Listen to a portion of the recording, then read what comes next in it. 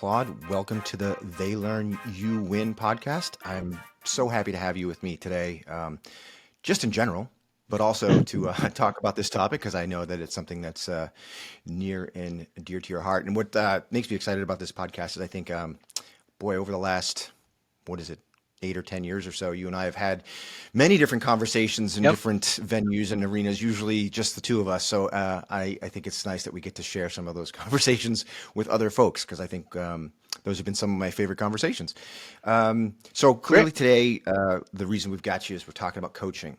So the first thing I wanted to do is actually just turn it to you and give folks a sense of where you're at with coaching, like, what I know you focus on it at Brandon Hall Group, but maybe talk a little about that, about what it means to you personally, sort of where you are in the world of coaching. That way people get where you are, and then we can go forward and dig in a little bit. Sure. Well, as you mentioned, I do a lot of research on it for Brandon Hall Group as part of our talent management and leadership development practices. But beyond that, I have a personal interest and went through a whole coaching certification program. So I'm a certified executive coach through the Center for Executive Coaching, and I'm also a certified ACC coach through the International Coaching Federation. So I do some coaching on my personal time as well as study it for Brandon Hall Group. So I'm pretty immersed in it. I think it's one of the great tools that leaders have and managers have to personalize learning and to help people develop. So I'm very high on it. So I've got a bias toward it. Whether you meant to or not, but over the last few years, you've coached me quite a bit, so I appreciate that. But you mentioned something about how effective it is, and how people are really looking forward to it. And I remember when I was working with you at Brandon Hall Group, we would see time and time again in our studies, whatever the study was about, whenever coaching was mentioned, it was always like, oh, as far as learning is concerned, it's one of the most effective Yep. things. As far as engagement is concerned, it's one of the most effective things.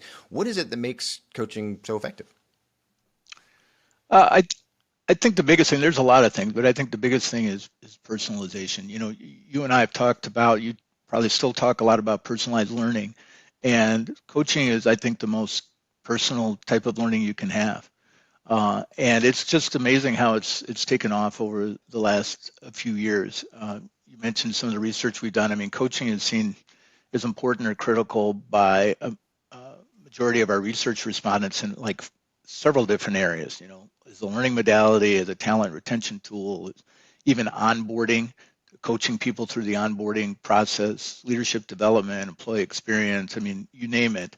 Uh, if we ask a question about coaching, it's at or top of the list in terms of effective modalities or effective strategies. And we just, as you know, we do a human capital management outlook study every year, and we just are processing the results. And when it came to leadership development, coaching leaders is going to get the heaviest investment among any leadership development strategies in 2024. No, that makes sense. But I think one of the things, and I find when I'm out and listening to people ask about this and talk about it, um, you mentioned retention, and there's that axiom that people don't quit jobs, they quit managers, right? Yep. So Yep. I think what happens there is a little bit of a conflation between a manager and a supervisor and a coach, because I think Yes. some organizations feel like by definition you are a manager, so you are now coaching people. But I think that's a little bit too much relying on some sort of inherent relationship that might not exist. Am I sensing that correctly? Yeah, and I think it's a major issue that I run into a lot, where coaching in quotes is used a lot. And the kind of coaching I'm talking about, or we're going to be talking about today, is not, I think, the kind of coaching that people talk about casually. When somebody is coaching an employee, it's often in a negative light. Like I work with an organization right now who uses the term coaching, but it's actually a part of a punitive process when somebody has a performance problem, and they have to have Mm, 2 to 3 coaching conversations, which are code really for feedback conversations. So they call it coaching, but it's really part of a program to address suboptimal performance. And it has, potentially bad consequences. It could lead, if the coaching conversations, quote unquote, don't work, can be followed by a verbal warning and then a written warning and even termination. So that's not what we're talking about. We're talking about a relationship where a coach who could be a manager or leader, but preferably is not, it's somebody different with some level of training, is helping an employee unlock some insights and some personal learnings about either improving performance or maybe developing as a person or as a professional. But it's ideally, it is not about correcting a negative performance. It's about developing and improving upon what you have, or growing into a new position, or developing skills that will help your career, whatever it might be. But it shouldn't be seen as just something. It's not the same thing as giving feedback. It's the bottom line. Yeah, I mean, it's a great example of, words matter, right? I think, Right. in someone's mind, it was probably with the best of intentions of, well, we want people to feel good about these interactions, even though they're sort of punitive or corrective. And we know, well, we'll call them coaching because that feels right. And now you've sort of put this pejorative meaning on a term, that people will probably need in the future. So yeah, that's an interesting take on it. And I guess, yeah, like I said, words have meaning. And so Yep. another element to that is, and I struggle with this one, mentoring, like coaching and Right. mentoring, that gets thrown around as almost a one word phrase, right? Coaching and mentoring. Yep. And I struggle with the difference because they are two distinct things, right? They are very different, and it's important to understand the difference. And so I'm glad we're talking about that because I get that a lot. So coaching is really a collaborative relationship between the coach and employees, and it can be individuals or it can be in team. And it can be formal. It can also be informal, which we can talk about. And it tends to be time specific and ongoing in the flow of business. And the objective is to improve employees' performance or development in a current job or prepare them perhaps for the next role. And the success is measured by reaching a specific outcome. So you're starting with an outcome in mind, both for maybe the coaching engagement overall or a coaching session in particular. And so you're looking for a specific outcome. And then the coaching objectives, whether it's for a session or whether it's for uh, an engagement, a larger engagement of several sessions over time, the coaching objectives are set in collaboration with the employee. The coach, and this is, I think, important and lost, and this is one of the differences with mentoring, the coach is not there necessarily to give advice. I mean, if the coachee, somebody who's being coached, wants advice, they can ask the coach, or the coach can once in a while intervene and say, do you mind if I give you some advice? But the primary function is to help the client learn and explore and reach their own insights and learnings. I think the other difference, and I'll get into mentoring in a minute, a coach doesn't have to be an expert in the area being coached or be far more experienced than the person being coached. The value of the coach is to be able to unlock insights and learning from within the coachee or the employee through a process we call active inquiry, which I can go into more if you want at some point. Mentoring is completely different. It's a flexible, ongoing relationship.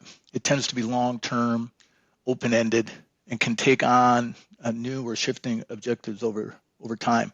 The people being mentored are specifically seeking advice and counsel related to some area of their development.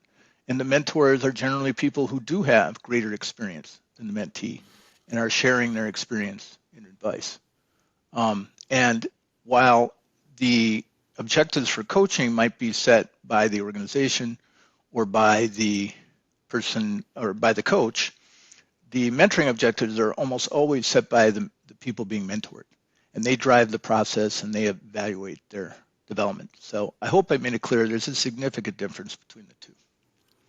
Yeah, I mean, so, and again, correct me if I'm wrong. This is me translating that from my dumb guy brain.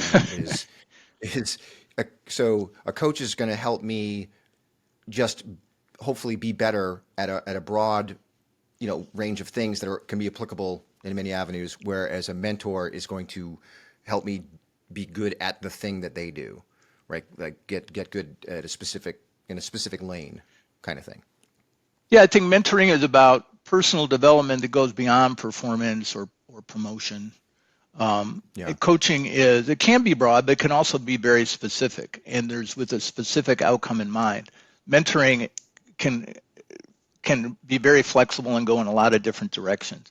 And I think the other thing, just to recap, is mentoring is about advice and counsel, and coaching is really about unlocking uh, learnings within the individual being coached. Yeah. I think that is a great distinction to make for folks because, it's, like I said, we use the terms Yep. interchangeably, and to really say that no, there are unique, specific needs that people have, and those are two very specific needs, and you can try to address one, the other, or both, depending on what your organization needs or is able to do. But I think if you try to take a blanket approach, all of a sudden everything gets sort of watered down across both, Yeah, and then maybe you don't do either.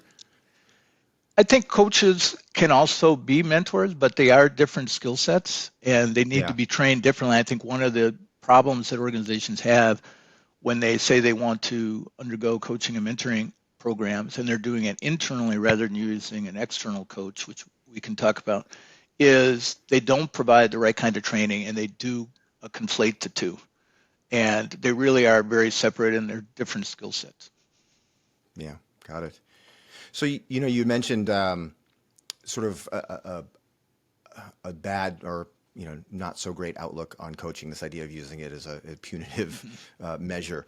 So we've identified what would maybe be a bad example of coaching.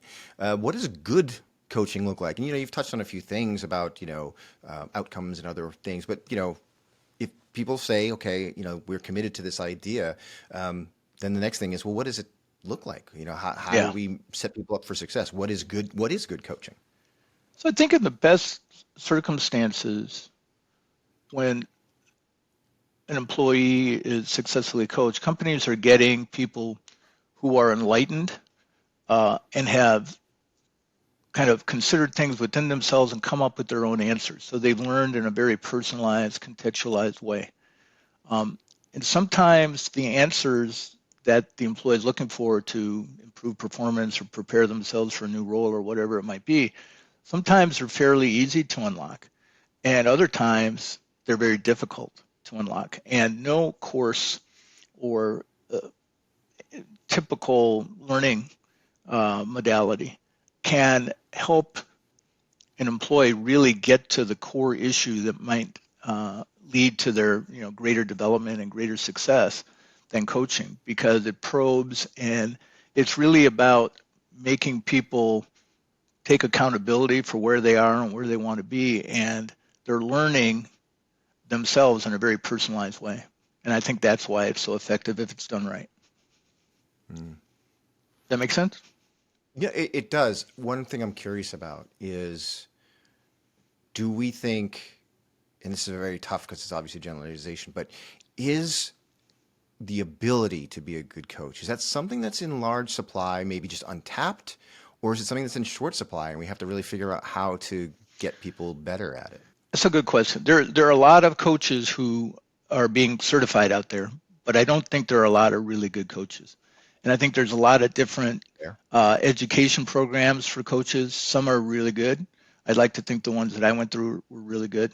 Some are not very good. And so it is a specific skill set that's focused a lot on really good listening and asking really good questions.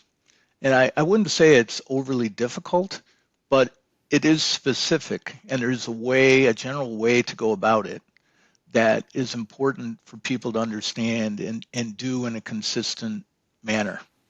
And I think the biggest thing that people struggle with when I went through my coaching program, the biggest problem that the coaches had was they kept wanting to give advice. And that's really not what coaching is about. I mean, you can give advice. I mean, if your client wants you to give them advice, you can occasionally do that, but that's not really what it's about. So turning your opinion or your point of view into questions that help the learner, the person being coached, gain some insight and reach their own conclusions and how on a way forward. That's really the skill. And it's not that it's difficult, but it is a different way of thinking and takes a lot of practice in a variety of situations to do well. Hmm. I think that brings up sort of my next thought is that another skill out there that needs to be developed or explored is the ability to be coached. Like, I Yes. don't think I've really seen much about, like, are you good at receiving this when needed? Yeah. I mean, one of the things that coaches need to evaluate when they first work with a client is, are they coachable? And some people aren't coachable.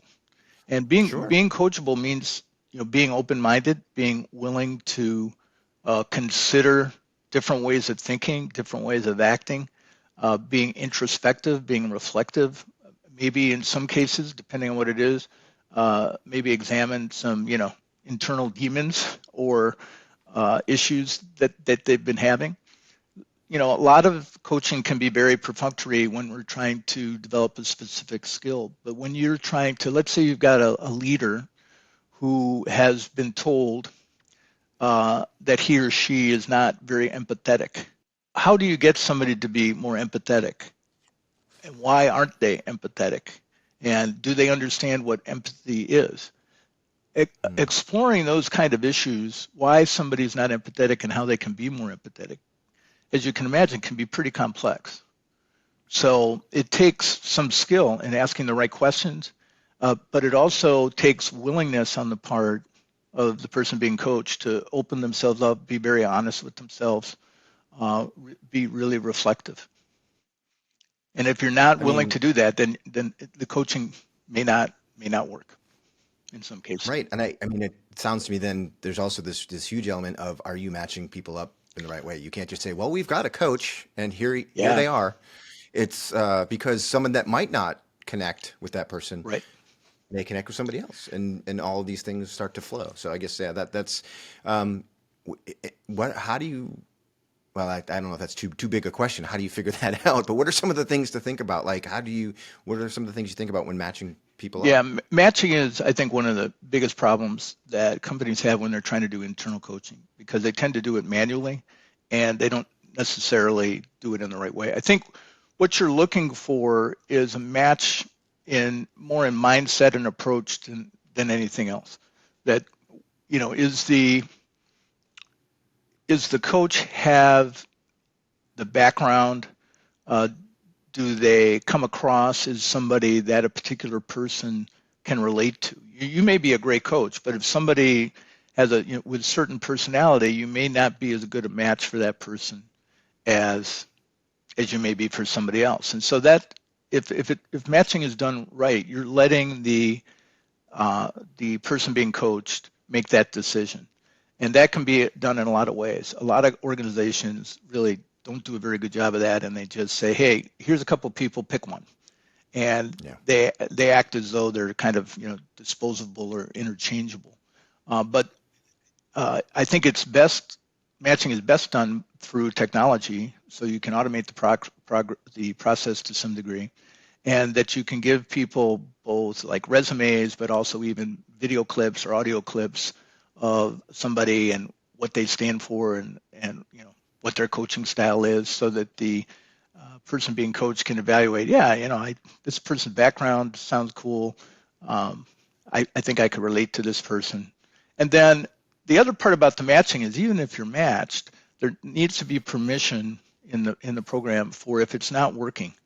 Uh, the coach, if the coach senses the match is not working, the coach has a responsibility to bring that up, and the coachee needs to feel that if it's not working, that they can bring it up because the match is very important. So you're kind of involved in some sort of kind of what I call a contract. It's not necessarily you're signing a legal document, but an understanding of what the coaching relationship is going to be, and that if it's not working, it's in the best uh, it's in the best interest of both the coach and the coachee to resolve that and either try to change the dynamic or, if necessary, change coaches. Um, you mentioned that the difficulty there, and that it's a manual process, and how technology can help. So, what that brings me to is the sort of larger learning environment, right? Because obviously coaching has been a big part of leadership development, Mm-hmm. for a long time now. It's baked in. It's you hard to find a program that doesn't have that kind of element to it. But the thinking now is, well, coaching, it needs to kind of be for all, for everyone. It shouldn't just be for execs or leadership. It's how do we get everybody else? And so obviously the challenge just becomes that much, harder, especially if you're trying to do it manually. So what are some of the things about how do we, and of course, obviously this podcast is very learning focused. Right. So a lot of folks who listen are thinking about coaching, but through that lens of L&D, how can we bring this element in to an ongoing learning environment? Because you mentioned some of the things about the matching and Yeah. the sort of front line, the work that goes ahead of time in order to do that right. L&D professionals are constantly being told of all of this upfront work they need to do for things to be good, and now it's like even more. But I think the payoff is so much greater in this. So what are some of the things about how does coaching fit into an L&D environment? Yeah. So first of all, just to go back on the matching thing, I might have made it sound like it's a huge deal, but if it's done right, the matching process can be done pretty simply. But Well, and how much smoother are things when it's done right? Like all the problems that you may right. have otherwise. So it's actually, well worth it. Right. In terms of, I actually think coaching is most effective as a modality that supplements other learning modalities. So for instance, if let's take leadership development. If you go through a leadership development program and maybe you've gone through a group program, maybe some individual courses, and you've taken some skill assessments and things like that, one of the big things, as we all know about learning, is that learning isn't going to stick unless you have reinforcement. And so coaching is the ultimate reinforcement, not only reinforcing what you've learned in the program, but also taking it a step further. And it's like, okay, how do we apply now specifically the concepts and the skills that we've been exposed to, and how does that play out in real life? And what issues do I have with those? And how do I need to change my behaviors in order to get where, this course wants me to go? So I think coaching can be really helpful on its own, but I think it's particularly helpful if it's supplementing other forms of learning. It personalizes it. It creates a strong relationship between the learner and somebody else other than the instructor. Gives them a chance to apply some of the skills and the concepts they've learned in a safe environment. And a lot of organizations now are talking about using simulations for leadership development. Sometimes that's pretty expensive. Coaching is another way where if the coaching is done well, that the employee has a chance to first of all explore the concepts deeper, and then try to understand how to apply those concepts in specific settings. No, that makes sense. It's yeah, I think one of the things, and we touched on it a couple times. It's tough to scale, right? I mean, the whole idea of it's kind of squishy, and that always gets people a little worried if it's not something you can put numbers on and say it's this plus this is that.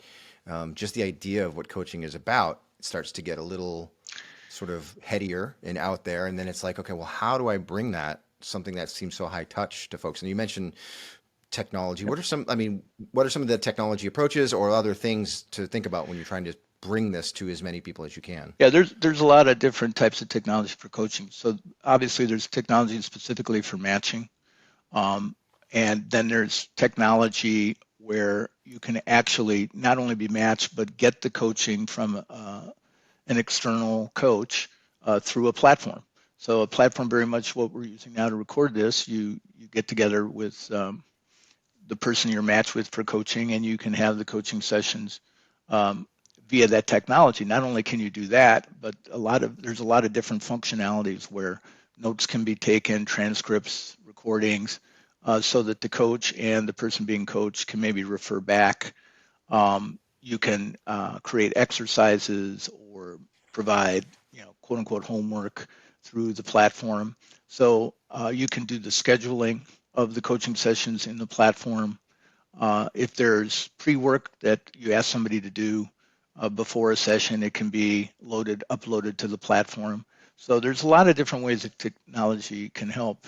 And we can talk about this later maybe, but AI is also coming into play in coaching, and I think we're going to see that evolve in the Well, months and years would be ahead. a podcast episode if somebody didn't mention AI. So congratulations.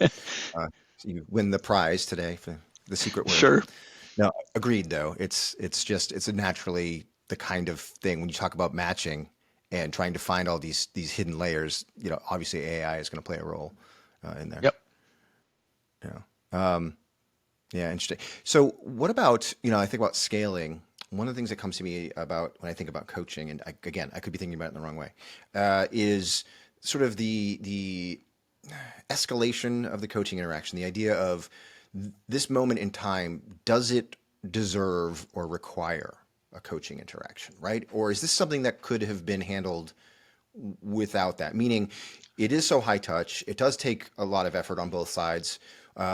So let's not have the coaching interaction be about I forgot my login for the Right. thing, right? Like so, the idea that is there a way maybe hopefully that something like AI or maybe not even that sophisticated can say, yeah, all this stuff is available to you and I can point you in the right direction, but now I recognize that there's a moment where this should be something bigger. Yeah, so I think that comes in from understanding what the outcome of the coaching is. So coaching is kind of entered into in a couple of different ways, well, a few different ways, but for our purposes, a couple. One would be if somebody is wanting a coach for their own personal development and they're independently pursuing a coach, maybe through one of the coaching platforms, or that there's an internal coaching program and somebody can request a coach. But the other way of it is the organization decides that a team or an individual could use coaching, not again for punitive reasons necessarily, but maybe there needs to be skills that need to be developed in order for this person to maybe move into a new role that the employer is thinking of, or the employee may have expressed a desire to move into a different role or a different part of the company and is using coaching as a way to develop some of those skills and to Mm. understand what the new role might be and whether that the person may be a good match for that role. So I think, yeah, coaching shouldn't just be for any little thing. It should be for a specific outcome. I think the best way is focusing on personal or career development or improving some level of performance. And so if it gets to that level, then I think coaching can be very helpful. If it's little things like, I don't know how to use this technology and it's driving me nuts, then Yeah. then go use, what fix or what's up or, some sort of program for that, but that's not a coaching thing.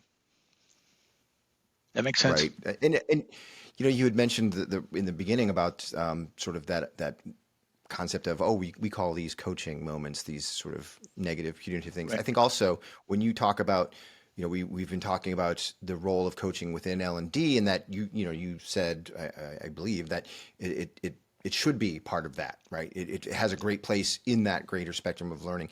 If it's not done in that way, if it's done separate, it can be, and it can be effective, but I feel like it's almost in much more danger of falling into that sort of performance discussion rather than a coaching moment if it isn't connected sort of to these other things, these ongoing things. Would you agree with that? Yeah, I think especially in a corporate or a business standpoint, I think I don't think it's not effective if it's done as a freestanding thing, but I think it's more effective if it's a supplement to other forms of learning. I just think it makes it more personal, more contextual, and creates a relationship for the employee to really do some deeper reflection and deeper thinking than they would in any other way. So I think linking it to learning is the best way to do it, yes, within a corporate No, context. that's nice. And then another way I was thinking about connecting it to learning is what about the possibility of coaching interactions becoming learning resources? Like I know that coaching is very personal and it's a very one-on-one thing, and it should be. But I feel like over time, there's sort of maybe patterns might emerge that these are the things that we're dealing with directly through coaching, and we realize, hey, we could probably address that Yes. in some other way. Is that are you seeing that happen at all? Yeah, and I think if a coach is working for an organization directly or indirectly, and they see patterns that are coming up in in the coaching, I think it's part of the responsibility of the coach to say, hey, I'm dealing with a lot of issues that are fairly similar here, and this might be something you want to address in a more strategic or a broader way. So yes, Got it. I think that's important if a coach is working for an employer, whether it's an internal coach or an external coach, is to make that clear at the outset what the organization wants from the coach. And obviously, it would be good coaching with individuals, and it can also be very effective for teams. By the way, in fact, I'm doing a project right now, team coaching. Um, Oh, but that the employer make clear, hey, if you're seeing patterns, we know the coaching is confidential, but if you see patterns in what's being brought up and the problems people are having, please let us know. And the coach needs to be professional enough to proactively do that as well. yeah, Absolutely. I get you. So, you touched on a few times that coaching can be most successful when it's focused on outcomes, right? So that brings me to one of L&D's greatest challenges forever and ever, and probably will be into the far into the future, is trying to measure whether or not it works, right? Companies already struggle just with their e-learning programs to see if things are actually happening. Is it possible to quantify something as high touch and esoteric sometimes as coaching to say, yes, this is working, and here's how we know? Yeah, and I think, like Dave, like you and I know that if you start with a specific outcome in mind, measuring that outcome is a lot easier than you just go into it. So any other type of learning measurement, it's not difficult if you have that specific outcome, but it needs to be really specific. So if you say, well, if somebody enters into a relationship and they say, well, I want to become a better leader, well, that's going to be pretty hard to quantify, right? You need to determine, well, what does a better leader look like? What skills need to be developed in particular? But if your goal is focused on specific behaviors that lead to something measurable, such as made an improvement or change in certain behaviors, or a reduction in voluntary attrition on that leader's team, or improved engagement scores, or improved internal mobility rates, all of those things are relatively easy to quantify, assuming the organization is collecting that kind of data. Hmm. Yeah, and I think probably there needs to be an ability to think a bit longer term, because you're talking about something so high touch and big like coaching. It isn't, let's look in 60 days and see if this one thing has changed, right? That's not what this is. But like I imagine, I've seen so many of these sort of employee climate surveys, right? An Mhm. organization will run this survey just to see how people are doing. And there's a lot of sections that are about management, right? Your leadership. Do you feel like all these things are happening? And then companies can take that data and sort it, and they realize, oh, this group is not having a great time with their leadership, right? Right. Maybe it's this one leader or maybe a couple leaders here and there. And then to be able to say, okay, let's look at those leaders if they have been internal, and see what was their coaching experience like prior to being a leader. Not what they're doing now as a coach, but were the people who are seen as good leaders internally, were they taking advantage of coaching? Right. Were they applying it? Were they enjoying that experience versus? And the hypothesis is obviously yes, but you need to check and see if that's actually happening. But again, that's such a long tail that I think organizations get so wrapped up in what's next, what's next, what's next. It's hard for them to jump on something like that. Do you think that it's worthwhile to start thinking like that? Yeah, and I think you can do it, maybe more simply than it appears. That if, probably not everybody's going to be coached all at the same time. So you can do some control groups, right? What are some of the Yep. scores and engagement surveys or whatever other measurement tool you're going to use compared to people being coached and people not being coached? And I worked with an organization that did that, and they found, just huge difference in progress with those people being coached, and that enabled them to make a larger investment in coaching and expanding coaching.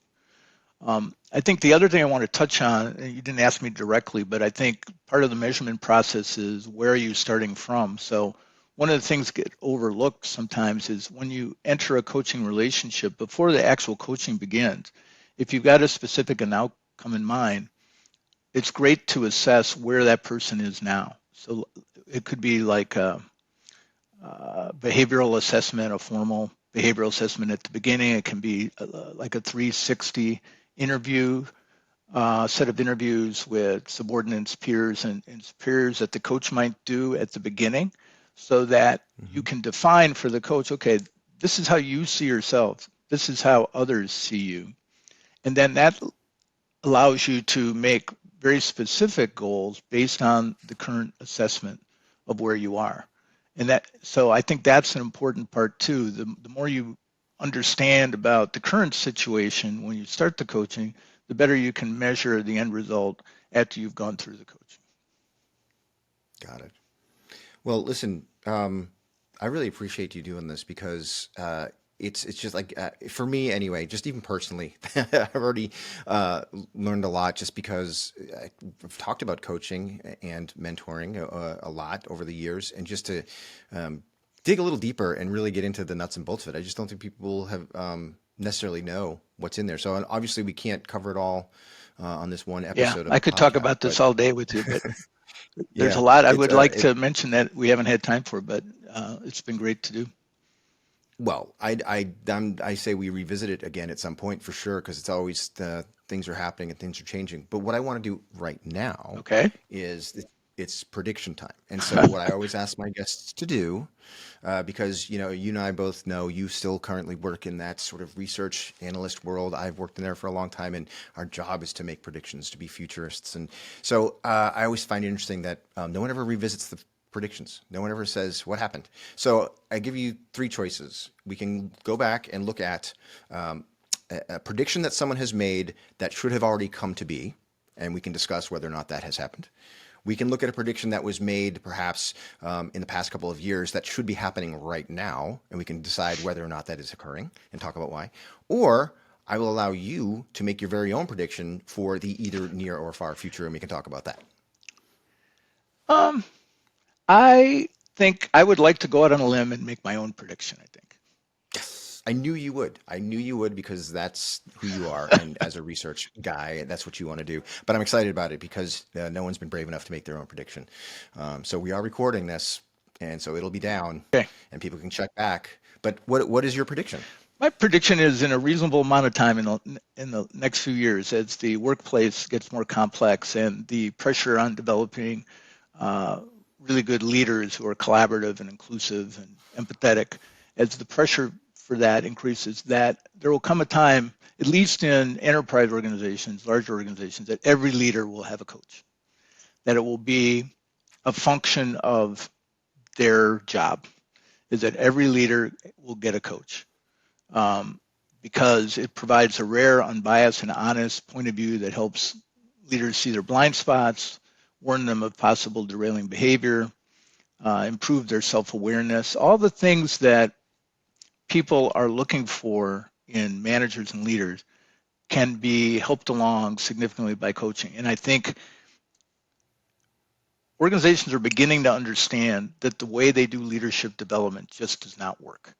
We're seeing in the research a huge shift in the last couple of years between this continual focus on ILT and VILT into more experiential types of experiences, coaching being one of them, simulations, cohort-based learning groups, um, those types of things, because the leadership needs to be applied, and it's not easy. Coaching provides a way to get to the essence of leadership that various people struggle with. And I think it's the best investment that an organization can make. And so I think it's going to come to a time where every leader, maybe not every leader in the entire organization, but at least at some level, is going to have a coach. And Mm. that's going to be a necessary, I think it's going to be necessary in order to develop the kind of leaders that organizations need. I don't think in the future they're going to have a choice. I think they're going to have to do it. See, there it is. They're not going to have a choice, and I think you're probably pointing in the right direction there. And because that's the other thing when you think about coach for everybody, it's like, well, is a coach an internal person? I think a lot of people, when they first hear coach, their They look at default is internal. they're going to turn to their left or their right, and that person's going to be the Yeah, coach. Are you saying it's probably going to be it's external for probably going to that be group? external.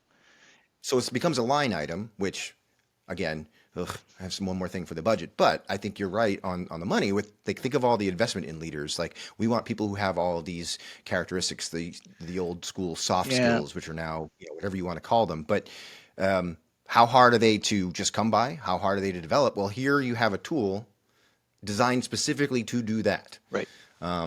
Yeah, and if you want to do it, you're probably going to have to invest some time, money, and energy in doing it, The right? the thing is, and you know this as well as I do, Dave, that they're making the investment anyway, but the investment they're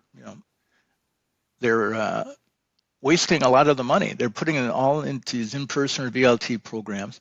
They're not. Hmm. If you ask people every year, we ask the same questions, right? What's your biggest investment in learning? And leadership development is first or second. And then what's the most effective? And leadership development is toward the bottom. They're putting the money in every year and they're not getting what they need out of it. So they're putting the money in anyway. So it's not going to be so much that they're going to spend another $100,000 or $2 million on coaches. They're going to need to make a decision as what is the most effective way to develop our leaders, and that personal coaching for leaders is best use of my money based on what it can provide. And Yeah, I think it will have to be more external coaches than internal. Some it'd enterprise have to be. organizations can probably find some coaches that they can train, but they're never going to be able to scale with internal coaches I exclusively. mean, look, neither one of us is sitting here trying to pitch our own coaching service. We're not selling. That's not what this is. I think we're just recognizing the reality, right? Right. So, and I think it makes sense to have an external person or Yeah. persons because I mean that level of separation is actually going to maybe help you get at some of the Yes. things that you need to get at without all the internal organizational stuff. Part of it. I mean, that's a big part of it, right? I think so. I mean, I just think it's Yeah. very difficult. You can say whatever you want, you can train the internal coaches, but if the person being coached has any kind of relationship with that person or even has a relationship with somebody who knows that person, I think it can inhibit the quality of the sharing and the introspection. I think the nice thing about external coaches is they're professional, most of them are certified, and the organization or the individual has some power over that. They can determine the type of accreditation or the type of experience of the coach that they're going to get. Um, but Hmm. yeah, they're more objective, they're professional, and they don't have an axe to grind other than serving their client and or the organization that hires them to do it. Hmm. Nice. Yeah, the only problem I have with your prediction is you started off with saying that as everything gets more complex, and it made me sad because it's going to get more complex. Like I thought we were already at peak complexity. Is it just going to continue to get worse or complex? I don't want to say worse. Feels worse to me. Uh, yeah, I mean, honestly, I think things are going to be more complex. I mean, AI is everywhere, and it's going to maybe in the long term, It's supposed to make everything easier, right? That's I what they're think in the telling me. long term, it might make anything Oh, okay. easier. But in the short term, look how people are wringing their hands on the ethics and the potential bias and how they Yeah, use it. And we're in a situation now. We're kind of getting off topic a little bit, but we're getting in a situation now no such where thing. HR is in this position again, where they're our research is showing they're kind of sitting on their hands and taking a wait and see attitude about it, rather than taking the lead in it. And I think uh, if learning and HR does not get involved and doesn't advocate and become immersed in making this work, I think things are going to get tougher and more complicated for them over time. I think in the end, Yeah, over time, AI will make things better, but I think the run up to that is going to be in the short term is going to be more complex. And leaders are yeah, going to eventually have to be dealing with lots of different technologies, even robots in manufacturing settings down the road, as well as being very personal and empathetic and inclusionary with their human reports. So that's more complicated in itself. So I think AI will help, other things will help, but yeah, I think more complicated times are in front of us, at yeah. least in the short term. No, and whatever it ends up being and whatever it means, and I've got going to have episodes about it, and there's plenty of stuff out there about it. But yeah, HR professionals, learning professionals, you can either wait and see and have all this stuff foist upon Right. you, or you could be part of the conversation and figure out how it works for you and take part. So I think that's some sound advice you put And there. then the research on AI that we do shows that organizations are more likely to use AI, generative AI in particular, for learning and development than they are anything else. So L&D leaders should get behind it and educate themselves and prepare for the future. Well, Claude, again, thank you so much for joining. I'm really glad we got to talk about this Yeah, particular me too. topic. I appreciate not only your research in it, but your life in it. Like you do this stuff, and like I said, in the past, you've done everything from, a pat on the back to me to talk me off a ledge or two. So I think those are all really fine signs of a good coach, and I really appreciate you sharing your thoughts and insights. And I'd love to have you back again and talk about some more aspects of this in the future. So again, thank you so much. Thanks for having me, and would love to talk more. I could talk about this all day. So thanks for having me.